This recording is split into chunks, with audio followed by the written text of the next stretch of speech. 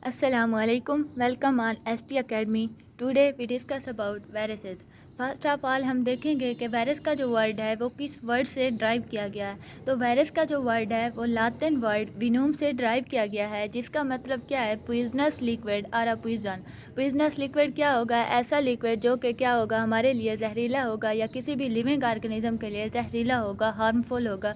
तो इसको हम क्या नाम देते हैं कि ये विनूम है, जो कि वायरसेस के लिए वर्ड को ड्राइव कर रहा है। अब हम देखते हैं कि वायरसेस होते क्या हैं हमारे पास। ए सेलुलर इन्फेक्शियस इंटाइटीज़। अब ए सेलुलर क्या है, इनके पास सेल मौजूद नहीं होता। That can parasite all forms of life. अब वायरसेस क्या हैं कि ऐसी इन्फेक्शियस एंटाइटीज़ हैं, ऐसे इन्फेक्शियस मटेरियल्स हैं जो कि लिविंग ऑर्गेनिज्म के ऊपर पैरासाइट के तौर पर लिव करते हैं, लेकिन इनके पास खुद का जो सेल है वो मौजूद नहीं होता। अब जो वायरसेस हैं इनके पास जेनेटिक मटेरियल दो तरह का होता है, डीएनए या आरएनए होता है, जो कि एक प्रोटीन कोड के अंदर इनक्लोज होता है। लेकिन इनके पास जो डीएनए होगा या आरएनए होगा एट ए टाइम दोनों मौजूद नहीं होंगे, बल्कि क्या होगा, या डीएनए मौजूद होगा या इनके पास आरएनए मौजूद होगा। जो वायरसेस हैं हमारे पास वो क्या हैं, ऑब्लिगेट इंट्रासेलुलर पैरासाइट हैं। ऑब्लिगेट इंट्रासेलुलर पैरासाइट ऐसे पैरासाइट होते हैं जो कि लिविंग ऑर्गेनिजम्स के अंदर रहते हैं, जिनका खुद का मेटाबॉलिक मशीनरी नहीं होती। जैसे कि हमने कहा है कि ये सेलुलर हैं, इनके पास खुद का जब सेल नहीं है, जब खुद का सेल नहीं होगा तो इनके पास मेटाबॉलिज्म के लिए कोई भी ऐसी मशीनरी नहीं होगी कि वो अपनी क्या करें, प्रोजेनी को इंक्रीज़ कर सकें। तो वायरसेस हमारे पास क्या होंगे, ऑब्लिगेट इंट्रासेलुलर पैरासाइट्स होंगे। अब जो branch of biology microbiology that deal with the study of virus is called virology. अब जो ब्रांच माइक्रोबायोलॉजी की स्टडी करेगी वायरस को, तो हम उसको नाम देंगे वायरोलॉजी का, और जो साइंटिस्ट इसको स्टडी करेगा उसको हम वायरोलॉजिस्ट का नाम देंगे। अब जो हमारे पास वायरसेस हैं इनकी हम कुछ करैक्टरिस्टिक देख लेते हैं। तो वायरसेस हमारे पास 10 to 1000 टाइम्स स्मॉलर हैं बैक्टीरिया से। इस वजह से ये क्या करते हैं, पोर्सिलेन फिल्टर पेपर के ऊपर से पास हो जाते हैं। अब हमारे पास जो वायरसेस हैं वो स्मॉलर होते हैं, तो इस वजह से इनको हम सिर्फ देख सकते हैं किससे, with the help of electron microscope ही इनको देख सकते हैं। वायरसेस को हमने ऑलरेडी कहा है कि ऑब्लिगेट इंट्रासेलुलर पैरासाइट हैं। इसका मतलब यह है कि अगर हम इनको कोई भी आर्टिफिशियल मीडियम दें तो ये उसके ऊपर ग्रो नहीं कर सकता। ये क्या करेगा, ग्रो करता है only in the living cell. Such as हमारे पास प्लांट्स हैं, एनिमल्स हैं या माइक्रो ऑर्गेनिज्म हैं, उनके ऊपर ग्रो करता है। इस वजह से हम इनको क्या नाम देते हैं, ऑब्लिगेट इंट्रासेलुलर पैरासाइट। जब ये ऑब्लिगेट इंट्रासेलुलर पैरासाइट हैं तो ये क्या होंगे, पैथोजेनिक होंगे। इसका मतलब यह है कि ये दूसरे ऑर्गेनिज्म के अंदर डिजीज़ काज कर सकते हैं, कुछ ऐसी डिजीज़ जो उनको डेथ की तरफ ले जाती हैं। यह किस वजह से होंगी, हमारे पास वायरसेस की वजह से होंगी।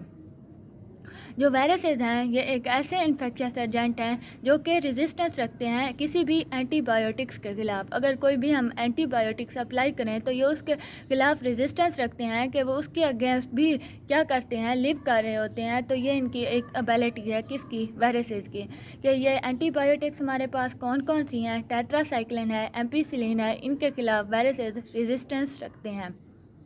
वायरसेस की करैक्टरिस्टिक की बेस के ऊपर कुछ साइंटिस्ट हैं, कुछ वायरोलॉजिस्ट हैं जो कि कहते हैं कि हमारे पास जो वायरसेस हैं वो नॉन लिविंग हैं। इनके पास खुद का प्रोटोप्लास्ट नहीं होता। मतलब क्या है, जब ए सेलुलर हैं तो इनके पास प्रोटोप्लाज्मिक मटेरियल भी नहीं होगा। इनके पास कोई भी एंजाइम सिस्टम नहीं है जो कि इनकी रेप्लिकेशन में हेल्प करे, जो कि ट्रांसक्रिप्शन में, ट्रांसलेशन में हेल्प करे। तो ये भी इसके पास प्रोसेस मौजूद नहीं होता। थर्ड इसकी करैक्टरिस्टिक नॉन लिविंग होने की यह है कि ये रेस्पिरेशन भी नहीं करते। दे कैन भी क्रिस्टलाइज। मतलब क्या है कि ये इनको हम क्रिस्टलाइज भी कर सकते हैं। इसके ऊपर जो वर्क किया है वो टी.एम. स्टानले ने किया है। उसके बाद जो हमारे पास वायरसेस हैं ये आर्टिफिशियल मीडियम के ऊपर ग्रो नहीं कर सकते, इसलिए इनको नॉन लिविंग वायरसेस को करार दिया गया है।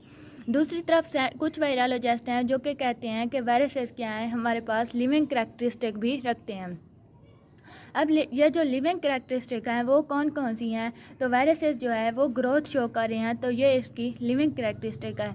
इसके साथ जो वायरसेस हैं वो म्यूटेशन के प्रोसेस से भी अंडरगो हो सकते हैं कि इनके अंदर चेंजेस वगैरह भी आ सकती हैं। वायरसेस के पास न्यूक्लियस में मौजूद है जो कि किसके ऊपर मुश्तमिल होगा, या डीएनए के ऊपर या आरएनए के ऊपर मुश्तमिल होगा। वायरसेस मल्टीप्लाई कर सकते हैं, वही बात है कि ग्रो कर सकते हैं, लिविंग होस्ट के अंदर ही ग्रो करते हैं, आर्टिफिशियल मीडियम के ऊपर ग्रो नहीं कर सकते। इस तरह वायरस हमारे पास ऑब्लिगेट पैरासाइट थे, तो इस वजह से ये डिजीज़ वगैरह भी काज कर सकते हैं। एक और लिविंग करैक्टरिस्टिक ये है कि वायरस पास कर सकते हैं वन होस्ट से अनदर होस्ट की तरफ, तो इस वजह से वायरस को लिविंग करार दिया गया है। एक और करैक्टरिस्टिक यह है कि ये हीट है, केमिकल है और रेडिएशन इनके साथ क्या करता है, रिएक्शन शो करता है, जिसकी वजह से वायरसेस को लिविंग करार दिया गया है। लेकिन कुछ डिस्प्यूट ये हैं कि वायरस हमारे पास या ना ही नॉन लिविंग है ना ही ये लिविंग है, ये क्या है, इन बिटवीन है। ये करैक्टरिस्टिक कौन सी थी, तो एक करैक्टरिस्टिक ये थी कि only one type of nucleic acid मौजूद होगा, या इनके पास डीएनए मौजूद होगा या आरएनए मौजूद होगा, एट ए टाइम दोनों मौजूद नहीं होंगे। इस वजह से इनको ना नॉन लिविंग करार दिया गया है और ना ही लिविंग करार दिया गया है। इसके साथ जो वायरसेज हैं वो बाइनरी फिशन शो नहीं करते जिस तरह बैक्टीरिया ग्रो करते हैं, तो इस वजह से जो है वायरसेज को ये भी इनकी एक ऐसी करैक्टरिस्टिक थी जो कि इनको ना नॉन लिविंग कैटेगरी में डाल रही है और ना ही लिविंग कैटेगरी में। इसी तरह जो वायरसेज हैं ये क्या करते हैं, होस्ट के सेल राइबोसोम को यूटिलाइज कर रहे हैं, तो ये भी क्या होंगी, इसकी ऐसी करैक्टरिस्टिक हैं जो इन बिटवीन है लिविंग और नॉन लिविंग करैक्टरिस्टिक, जो कि अभी तक इसके ऊपर ये डिस्प्यूट चल रहे हैं कि ये वायरसेज ना ही लिविंग है और ना ही नॉन लिविंग है हमारे पास।